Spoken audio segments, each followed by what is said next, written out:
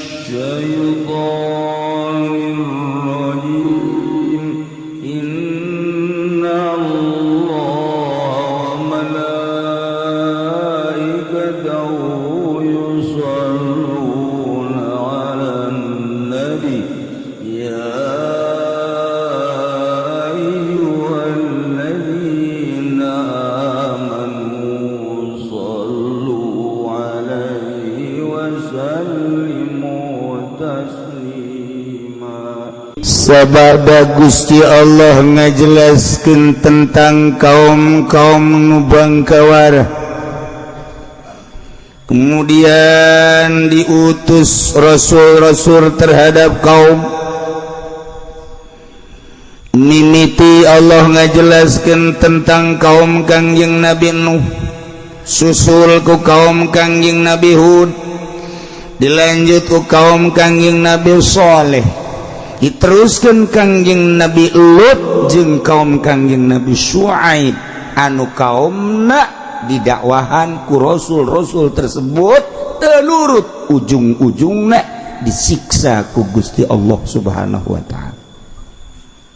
Allah ngalanjutkeun kisah Rasul anu sangat luar biasa, nu geus teu asing deui, dibuat dina Al-Qur'anul Karim, diabadikeun supaya urang nyarah kabeh engke dijadikeun itibar urang ulah seperti kaum tersebut. Teu asing deui ialah Kangjeng Nabi Musa alaihi salam. Masya Allah.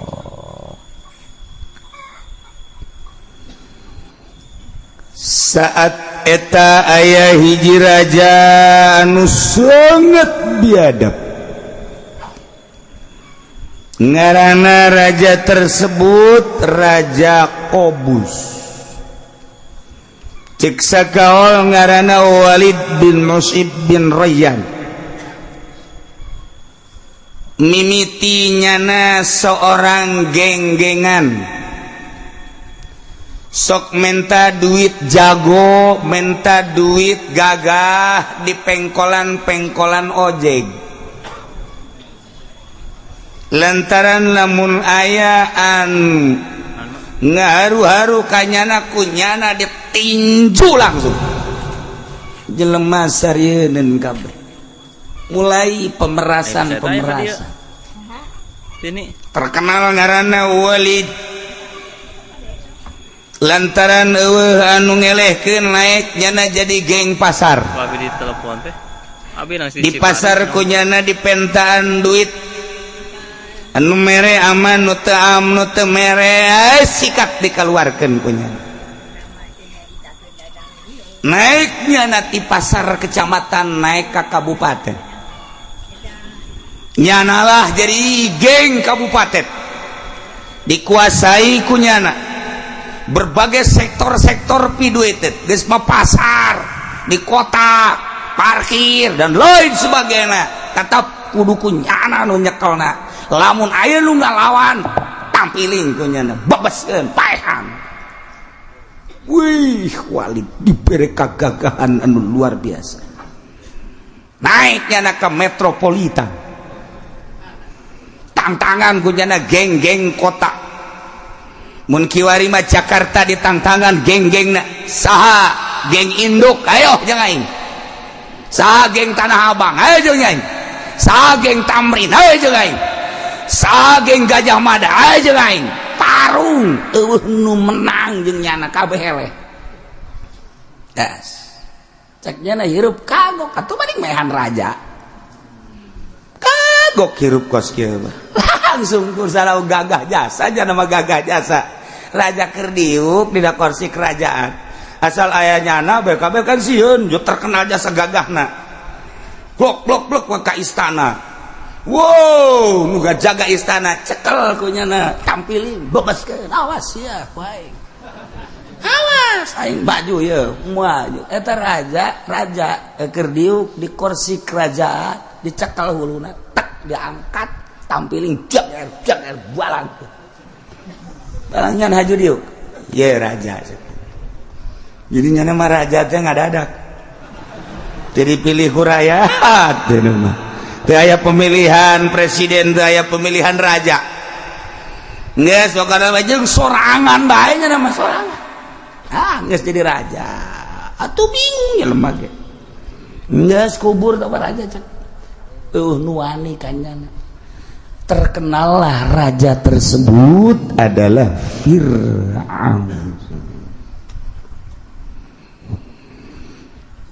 Gelar Firaun mah gelar lamun jadi raja di Mesir ngaranna Firaun, lamun jadi raja na di Syria di naon gitu ngaranna Persia Kisra, lamun anu jadi raja na di gitu Kaisar, lamun nu jadi raja na di Yogyakarta ngaranna Hamengkubuwono. Eta gelar Hamengkubuwono 1 2 3 ieu ge Firaun 1 Firaun 2 Firaun 3 Firaun 0 terus. Lamun di Syam itu Namrud eta ge sarua raja Namrud ge eta ge dinasti Namrud 1 Namrud 2 Namrud 3. Kaisar 1 Kaisar 2 Kaisar 3 dinasti. Kisra 1 Kisra 2 Kisra 3 Kisra dinasti Hamengkubuwono 1 Hamengkubuwono dinasti Kesultanan Banten geus eueuh kuari dek dihudangkeun deui dinasti Kesultanan Banten geus disiap Banten akan bangun kembali geus aya rajana sultan tetapi nyana teu nyahoeun sejarah. Emang Syekh Maulana Hasanuddin teh nyatet persejarahanana nu kukula didongengkeun jagur bae nu sakitu poharana. Lapangan Banten teh eta teh aya sejarahna. Kemudian pintu hek eta aya sejarahna. Tertulis bagi jelema anu aya keturunan kesultanan. Aya sejarah.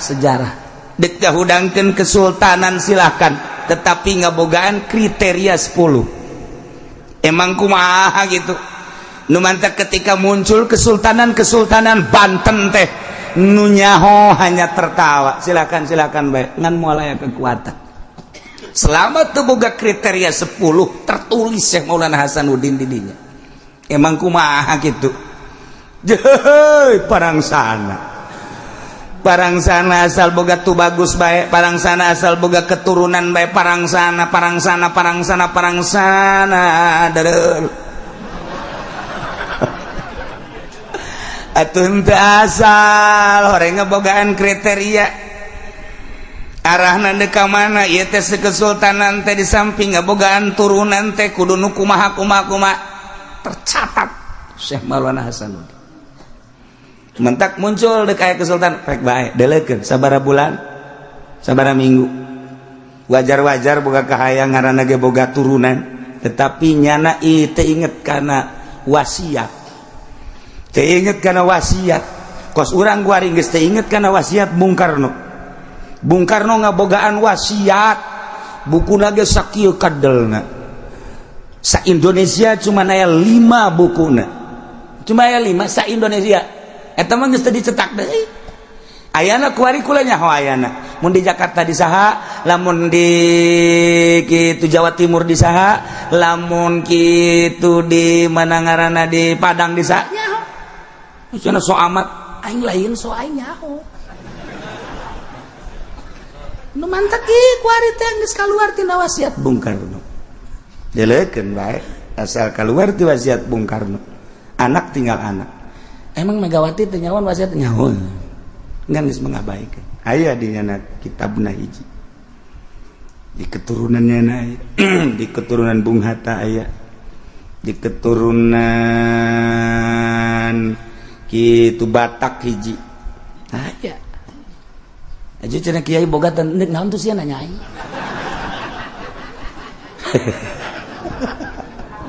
aya sejarah atuh rumantak dongeng-dongeng Indonesia aya kabeh di dinya wasiat Bung Karno aya kabeh melenceng tina wasiat deukeun Indonesia mah bakal jadi super semar teh bakal teleukeun ke bakal tunduk kabeh ka Indonesia. Lain lalaga. Kuari bae geus jadi percontohan dunia Indonesia. Kuari geus jadi percontohan dunia. Inggris geus bertanya, geus puguh Amerika sanajan nyana menjajah urang secara ekonomi jeung politik, tapi dalam hatina bertanya-tanya, geus sabaraha kali deuk dihancurkeun Indonesia, deuk sabaraha kali diributkeun, diadukeun organisasi geus sabaraha kali kiai jeung kiai diadukeun, geus sabaraha kali Amerika teh lain lalagaan supaya diurang kacau, tapi teu kacau bae aya naon di Indonesia. Perang sana. Aya keneh aki-aki anu sok nyana datang ka istana menjelma secara tiba-tiba. Keneh aki-aki kadang-kadang menjelma secara tiba-tiba di kitu keraton Cipanas. Istana Cipanas kadang-kadang nyana di DPR, nu mantap di DPR kanyararahoan bae ge nanaon ge eta geus dirahasia-rahasiakeun ge tetep bae kanyahoan. Muncul siapa sih kakek-kakek itu? Ya sebetulnya siapa sih? Kadang-kadang nyana ka dieu ieu ka dieu. Cing ade bisa aya aki-aki di dieu.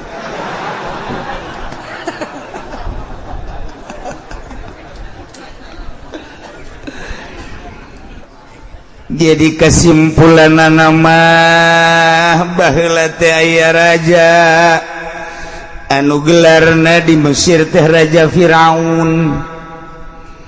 Anu kebenaran raja tersebut tecan orang muriang saumur-umur, boro-boro muriang darah tinggi, kencing manis sales mak can orang harta Allah nyin jelema kos kitu Allah wah raja sales banyak mah kanu sales mah teh gergeteun sebab aing mah can orang sales mah batuk can orang batuk urang mah pan ieu kuari serak can cager-cager pan ieu kuari serak nya nama Firaun teh serak-serak batuk henteu sales mah henteu darah tinggi henteu lamun aya jelema nyaritakeun aduh cenah hese kieu seuri nya nama kieu bae hese cek kieu bae wer atuh cek eta Firaun teh orang gering nya nama masyaallah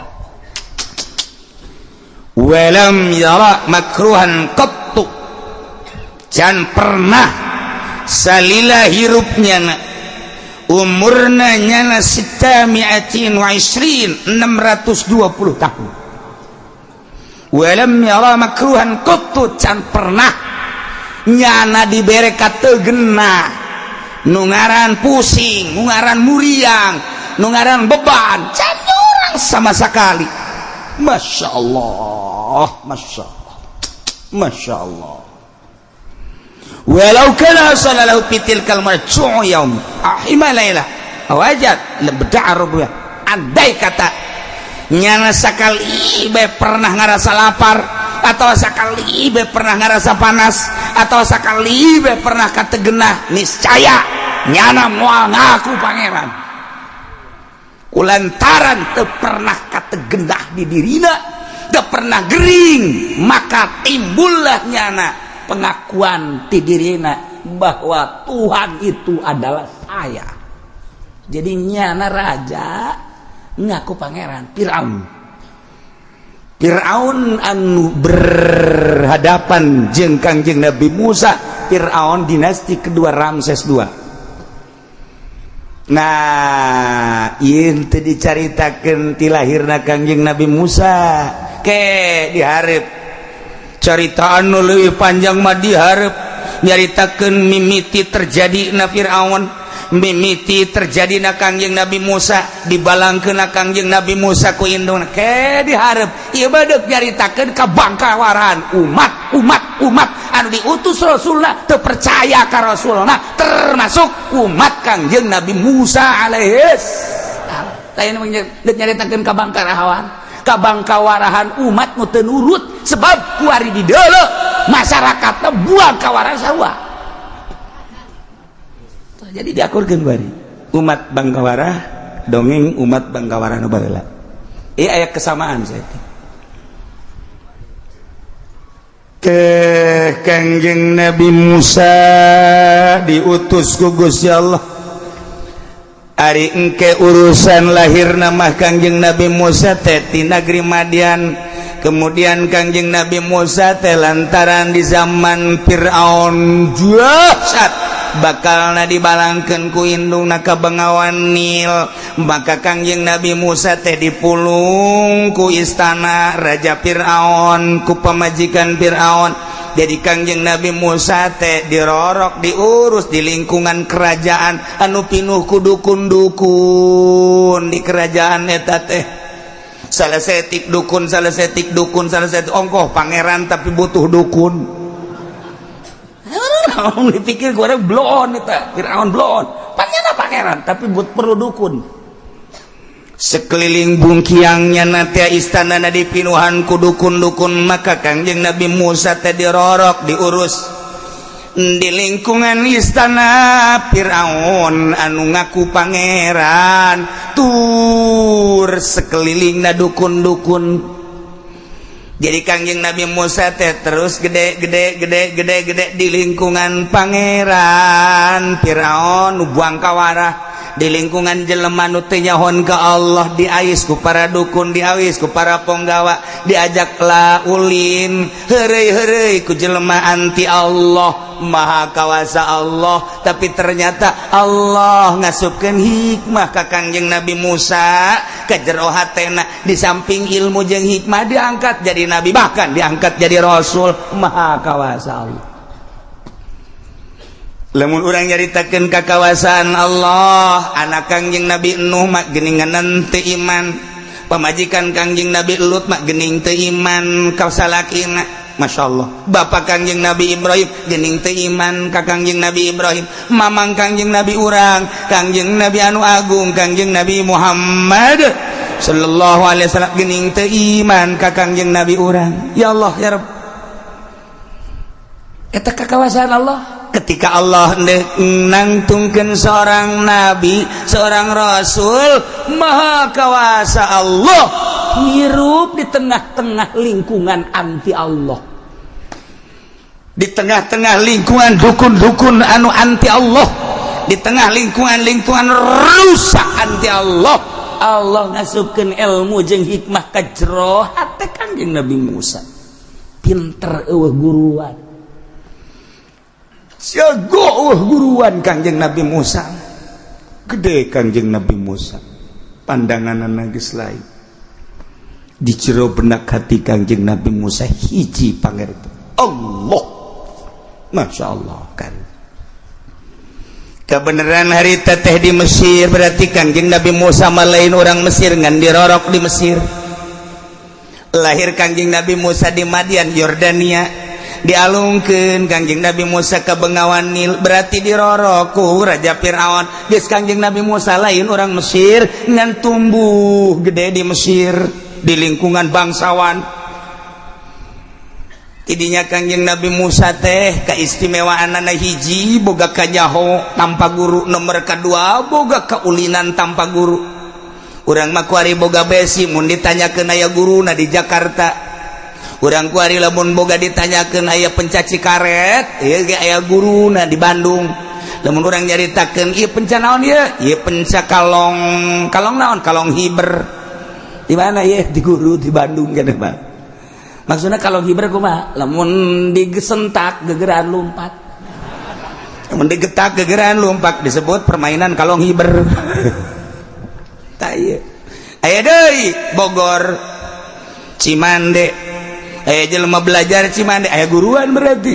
Mentak ulah coba-coba sia. Ka aing ulah coba-coba. Emang naon? Aing kebal di Bogor. Kebal naon? Dagang salak aing di Bogor. Itu teh hebat. Tapi Kangjeng Nabi Musa Masya Allah dibuktikan ku Gusti Allah, yang sebagai tanda bukti kehebatan Kangjeng Nabi Musa alaihissalam, di samping nyaho karena urusan isu pageto minggu hareup dan lain sebagainya, Kangjeng Nabi Musa diberi ilmu kos itu teh lantaran tandinganana dukun, disesuaikan dengan Gusti Allah. Lamun Kangjeng Nabi urang diberi Al-Quranul Karim tandinganana ahli syair, ahli nembang, ahli nyanyi. Wah, urang Arab lamun geus berpuisi Masya Allah wahara jasa. Urang Arab lamun geus berpuisi mantap inna minasyiri la sihra, inna minal kalam la sihra. Eta bahasa Kangjeng Nabi. Sihir, kalam, bahasa akan menyihir manusia. Sihir akan menyihir manusia. Sabaraha jelema anu kuari urang mun ngadengekeun Oma Irama terlena. Ya Allah, jelema aya nu kabumbulengan ku lagu Oma Irama. Baheula meme Oma Irama aya nu hebat deui Mas Habi, aya deui baheula Mus Mulyadi, aya deui baheula teh Mansur S malodar tancan teh si jelema. Eta kan jago-jago sihir teh. Kebelah dieuna aya Elvi Sukayasi, kebelah dieuna aya Rita, kebelah dieuna aya Epi Tamala, kebelah dieuna aya saha coba aing teh nyaho. Sieun nyaho. Tuh, yang inul cek nya teh. Emang geus kolot-kolot ke blon teh mah jelema. Nah, eta kan pesihir. Urang terlena kan. Beuh lamun urang ngadengekeun sairna ieu mah sair Oma Irama jago jasa. Lain lalagan diakui, lain diakui di Indonesia, dunia mengakui. India mengakui terhadap sair Oma Irama, Amerika mengakui terhadap sair Oma Irama. Diakuilah kehebatan sair Oma Irama ketika begadang. Emang di Amerika henteu mere hadiah ke Oma Irama, mere hadiah. Ketika lagu begadang, Masya Allah, Amerika mere hadiah ke Amerika. Hebat Eka Oma Irama, hebat jasa. Begadang jangan begadang, itu hebat.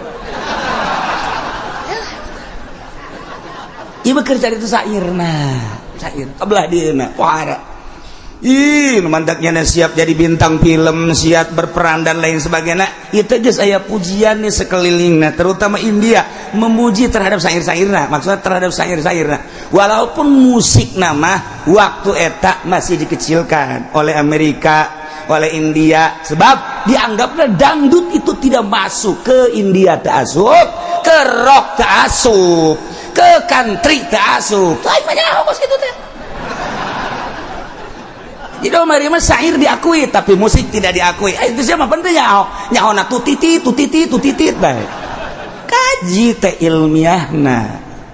Ulah sekedar nyahona ilmiah no. Aya kemunduran mentak tidinya lah nyana belajar melodi. Tidinya belajar melodi gara-gara Amerika nyarita itu musik dangdut Oma Irama tidak masuk. Ke India tasub, ke Barat tasub, ke keroncong tasub, country tasub, ngulik nyana, mulailah nyana ngadengungkeun melodi. Beh, lain lalagaan. Ketika melodi Roma Irama didengungkeun, dipetik, kadenge ku batur. Weh, ini menyerupai The Purple. Isa kadar dongeng sih masih seriana heran aing mah. Aing mah keur dongeng Roma Irama. Ini menyerupai musik The Purple. Waduh. Wah luar biasa. Nah kabelah diana diakui dunia. Kunjunganlah nyana ke Jepang, kunjunganlah nyana ke Amerika, ke Inggris, ke India, diakui. Maka Roma Irama bogalah gelar Raja Dangdut. Jadi kudu aya asbaburudna. Sia jauh raja bete jauh naon. Payah. Nah, ieu cerita di zaman Kangjeng Nabi nu mantak diturunkeun Al-Qur'anul Karim mukjizat lantaran orang Arab jago luar biasa, puisina sangat puitis, bahasana sangat rapih terurai, sehingga di Mekah aya pasar ukado jangan eta musabaqah tentang syair tentang bahasa datang ke kuari bahasa orang Indonesia, bahasa umat Kangjeng Nabi Muhammad jaragona luar biasa, jago bahasa. Engke urang cerita Kangjeng Nabi engke. Nu kolot mah wallahu alam nyaho kabur nyonte. Ieu mah cerita Kangjeng Nabi Musa alaihis salam lantaran saat eta musuhna Firaun gagah, Kangjeng Nabi Musa digagahkeun. Lantaran saat eta musuhna ieu dukun-dukun, Kangjeng Nabi Musa dibere ilmu sakti mantraguna. Dibuktikan heula kumaha lantaran baheula teh di Mesir umat Kangjeng Nabi Yusuf, di saat Kangjeng Nabi Yusuf jadi raja di Mesir, orang-orang Bani Israel teh ngadeukeutan ka Kangjeng Nabi Yusuf, sebab di Palestina, di Israel, di Syria, di mana-mana teh paila Maka saat eta masyarakat urban digerakkan ku Gusti Allah ka Mesir, sebab Kangjeng Nabi Yusuf teh di samping ganteng-ganteng kasep anu luar biasa, barahan luar biasa.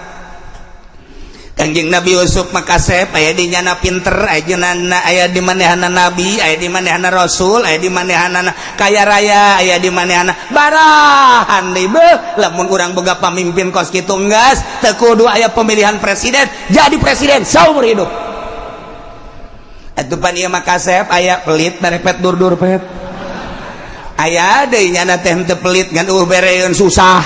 Non bereunana tah, matak gula mata. Ingat bae. Ingat keur carita jelema aya baheula nu pelit jasa. Ieu mah dongeng saeutik bae. Aya jelema pelit jasa ieu mah ieu. Ieu mah di Bagdad tapi. Ku pelit-pelitna boro-boro hartana, dosana mun dipentak teu dibikeun. Eta kan pelit jasa berarti kan. Geus panjang dongeng nama ieu maka caritakeun manehana teh nyate di imahna. Saenggeusna nyate kemudian kapan eta haseup sate teh ambalaya keluar bereng-berengan. Di antara jelema anu susah liwat ka imahna ngambe sate. Barang ngambe sate eureun heula nyana kieu bebe ngeunah amat ieu sate be ngeunah amat ieu sate kabeneran kapangi ku nu boga iman nu pelit teh ditewak. Tewak sia kajen kuku mae kudu bayar lantaran sia ngambe sate aing. Eta pelit ya sate pelit. Boro-boro mere ngambe ge teu meunang.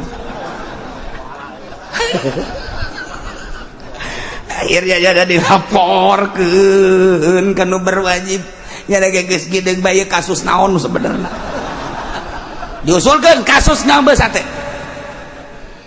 Kiai kunyana teh dititah lamun teu dititah lantaran sugih boga geng manehana tetep penjara sebab nyana ngambe sate kecuali nyana teh kudu mayar denda 100 dirham 100 dirham uang emas 100 dinar uang emas jelema susah jagan aing kaduhung eureun di dieu boro-boro aing yang mayar 100 dinar budak jagan puguh aing dahar ge dahar isuk sore henteu pabajikan geus carerik bae kakak boga kasus naon ngambe sate kok kieu deui bisa dikae wallahu alam sakeun ieu akhirna kiai jaksa-jaksa terus dek memutuskan permasalahanna cek sebagian jaksa ieu teh tetep kudu dipenjara kecuali membayar 10 dinar uang emas cek sebagian teu kudu atuh sapira ieu mah pan lain maling lain naon sapira ngambe kerja cek nyana ngambe berarti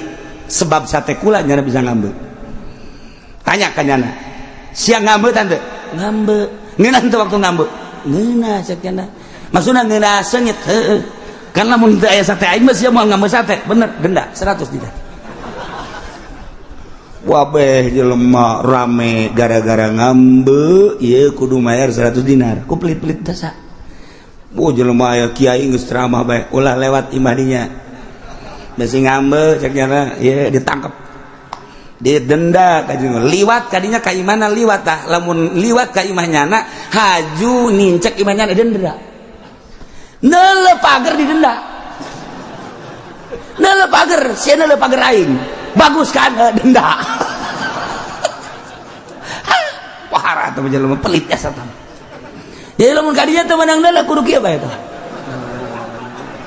aman satpam mangani lamun teu kieu satpam tangkap denda ieu mandu dipermasalahkeun teh ieu jelema ieu kan hukum di Bagdad makan ahli hukum ketika adu tarik antara jaksa jeung ulama cek jaksa tetep bae ieu teh kudu ditangkap kecuali kudu dipenjara kecuali nya mayar sakahayang nu boga imah 100 dinar siapa boga 100 dinar henteu ieu mah pasang badan cek pamajikanna ceuri minta tolong ke kiai eleh kabeh ku jaksa kiai eleh kabeh ku jaksa kiai eleh jaksana jago jasa karena nyana menikmati cek jaksa karena nyana irungna menikmati ambe sate berarti maling ambe denda 100 dinar kalau tidak bayar penjara wow kabeh geus areleh kiai-kiai eleh tinggal hiji deui Abu Nawas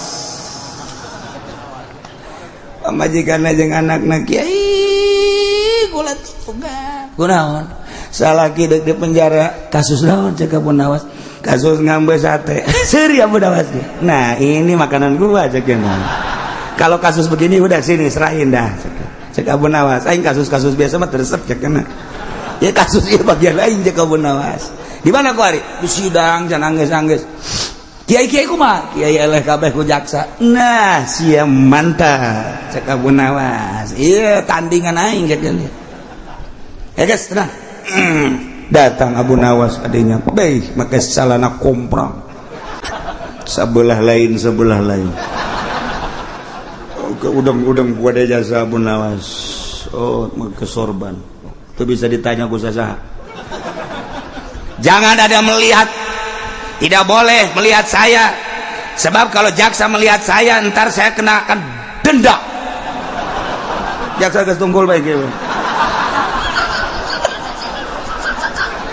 jago Abu Nawas nusugihna aya kamu lihat saya kamu mengkasuskan orang yang cuma sekedar menghisap bau sate sementara saya pakaian seperti ini kostum yang berbeda dengan yang lain nah sekarang kamu melihat saya denda oh geus kacau geus di kejaksaan ieu masih didenda ieu mah sana Abu Nawas dilawan eta tetapi bukan itu cek Abu Nawas urusan memandang kula geus kula mah barahan masalah sadaekna neuleuh aing cek sadaekna geus kumaha geus sia neuk menilai aing kumaha geus sadaekna aing mah barahan kumaha geus sabodo teu aing mah teu kumaha ambeun kelek aing barah teu kudu didenda aing cek nah mari kita kembali ke kasus jaksa jangan tunduk saja tanggah jaksa siunun ke Abu Nawas jaksa siunun udah asal wali atuh Abu Nawas emang mah gitu Abu Nawas eta wali berharis banyana jadi lelecehan sodah di lembur ku budak letik sebab wali Allah mah embung hehebatan embung memuliaan embung lamun di ngariung teh al mukarram Kiai Haji Fudhali embung gitu-gitu al alim al allama Kiai Haji Supendi hayang dimang Abu Nawas dan nama lamun dibuya-buya teh nya membung ulah sok dibuya-buya mamang bae cek nya iring-iringan yang budak leutik bae nya mah disebut Abu Nawas padahal wali. Nah kembali ke kasus begitu kembali ke kasus coba jelaskan naon terjadi cak anu sugih teh ya ieu jelema liwat ka imah kula sementara kula keur nyate haju eta sate teh breng-brengan angina ambeuna nyana lain hayu bae liwat endahan cicing ngambean ambe sate kula berarti kan nyana maling ambe sate nah ieu mah kieu bae lamun manehanana bisa ngaluarkeun dendaan 100 dinar selamat lamun teu penjara eta permasalahan lamun nyana liwat bae mah teu eureun masalah berarti kan eureun meni mati bagus cek Abu Nawas kumaha jaksa betul hukum yang terjadi seperti itu sebab itu adalah termasuk gosong boy hebat atuh ya oke guys ditanya ya nu bersangkutan boga sia 100 dinar tentu mama kana boro-boro 100 dinar kula mah isuk dahar sore henteu tenang aya di mama anu bakal mangmayarkeun 100 keluar hitung jaksa dihitung ku jaksa 1 2 3 4 5 bener ya udah 100 dinar ada kan dia kan nah kasus ieu supaya tegas selesaikan ku ari keneh kaula dek bayar mang mayarkeun si miskin didenda-dendaan 100 dinar kula nu mang mayarkeun diuk nu sugih di dinya jaksa saksian ya duit 100 dinar dek dibayar dendaan kanu sugih nu pelit teh maka cara membayarna duit tersebut dek dialungkeun ka luhur breng geus beres dikumpulkeun deui kadenge eta duit kadenge nah eta lah bayaran maneh lantaran ieu ge teu ngadahar ngan ngambe doang nah didenda 100 dinar duit 100 dinar dibalangkeun ka luhur kadenge kan eta lah bayaranana selesai permasalahan eta jaksa gideg bener atuh bulawas dilawan balik sia balik awas jaksa lamun main teh cantik awas bisa jaksa nu ngubrus ya tidak cuma udah itu udah terbayar dengan suara 100 dinar itu sudah terbayar yes bagus tinggal nusugi bae bener oge sakiananya nyana ngambean aing ngadeng geus beres aing dongeng Firaun teh jadi ya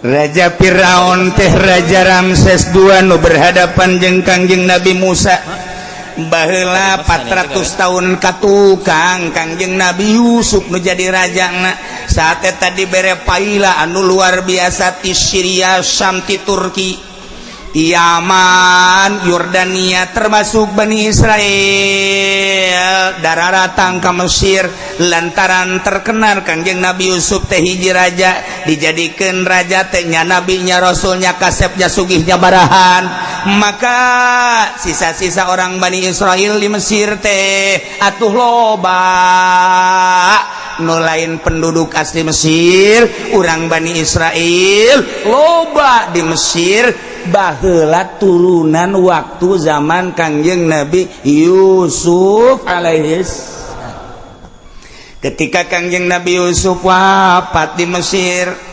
kancolah masyarakat teh terus kebelah dina makin rusak 400 tahun timbul Kangjeng Nabi Musa alaihissalam nu jadi raja keur mejina bebengisna adalah Raja Firaun Ramses II Firaun ilah Walid bin Mus'ib bin Rayyan jadi kacaritakeun Gusti Allah teh maha kawasa jeung maha sagala-galana ndek nyen hiji pamimpin anu ditumbuhkeun di lingkungan raja anti Allah anti agama anti syariat bahkan dilingkung ku para dukun-dukun anti Allah subhanahu wa ta'ala tapi Gusti Allah mere ilmu jeung hikmah ka jero hate Kangjeng Nabi Musa alaihi salam tumbuh gagah Kangjeng Nabi Musa boga ilmu tanpa guru boga kagagahan tanpa guru jagona luar biasa terbukti buktikeun heula Kangjeng Nabi Musa kagagahanana kumaha satu ketika urang Bani Israel nu aya di Mesir dihina ku kaum Kipti asli urang Mesir Kiptiyah Kipti sedengkeun ieu mah urang Bani Israel dihina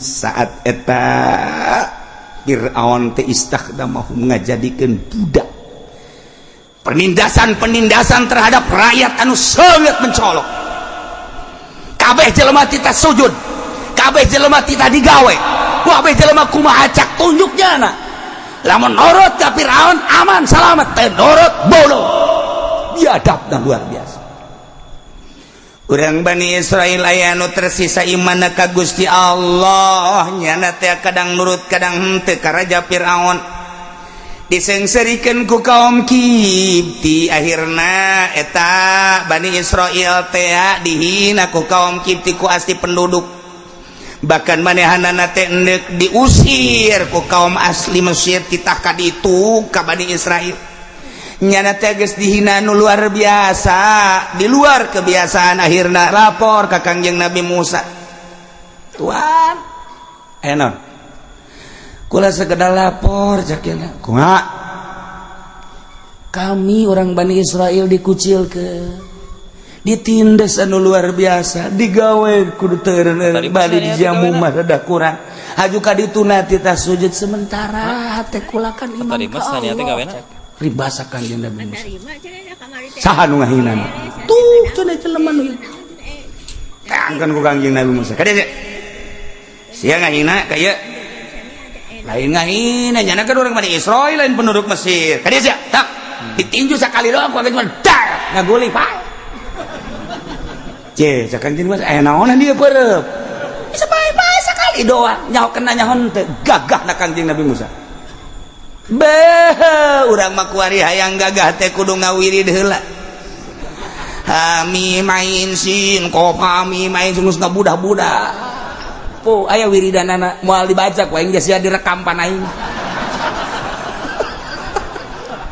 mun dibaca ayat eta pentingna sakitu ka teu bau cenah ieu teh ieu dicobana ka batu aya batu gede dirinya teunden di luhur lamun urang geus beres ngawirid eta batu ditinju ku urang dai lamun henteu ajur can jadi berarti Al-Qur'an lain lalagaan urang ngawirid pelet bae awewe kuat ke mama samping atuh lamun geus dibacakeun ku urang eta pelet masyaallah surat Yusuf teh anu geus maklum di kalangan para santri batur mah dudukun hikmat santri mah inni raaitu 11 kaukaba wa syamsa wal qamara raaitu ini asal lina kudu ditendetkeun lamun teu ditendetkeun moal majur tujukan foh sarwiti ujianan mun teu mawa samping edan Pendi mana Pendi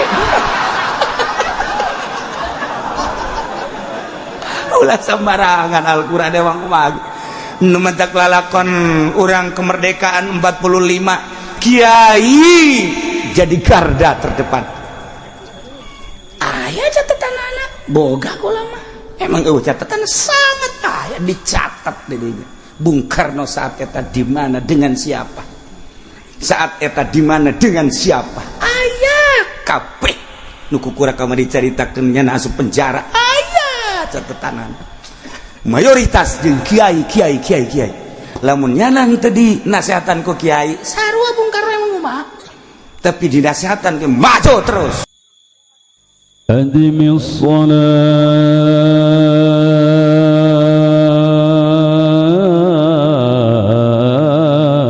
ala al-habib Muhammadin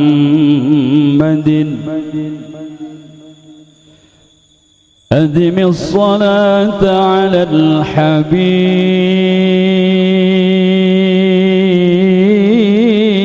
الحبيب محمد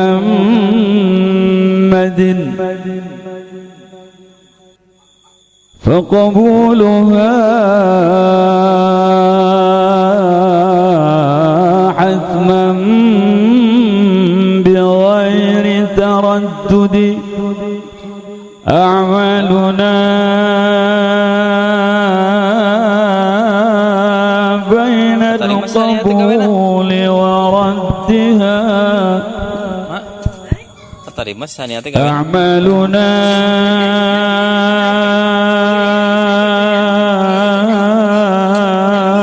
بين القبول وردها إلا الصلاة على الحبيب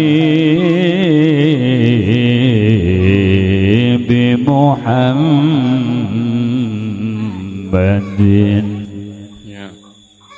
يا ربي بالمصطفى الله بارك سيدنا الله يا الله واغفر لنا ما مضى يا واسع الكرم يا الله يا الله محمد ذو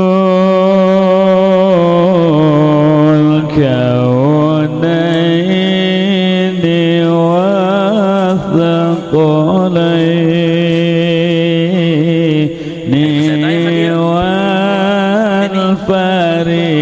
والفريقين من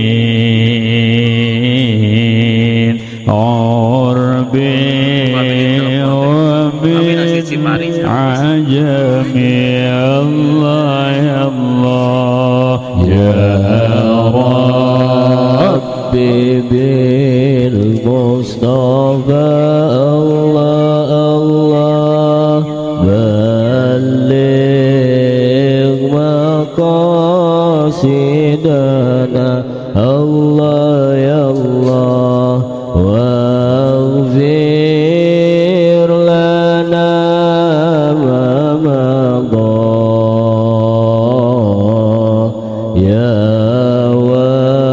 واسع الكرم الله يا الله نبينا الأمير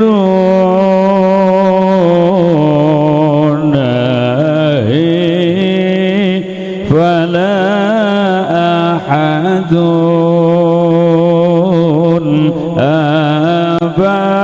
أبر في قولنا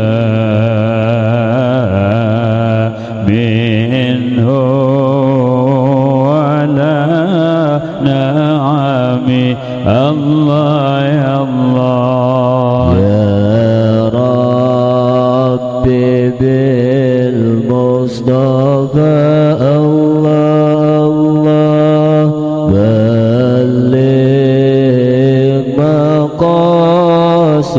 مقاصدنا الله يا الله واغفر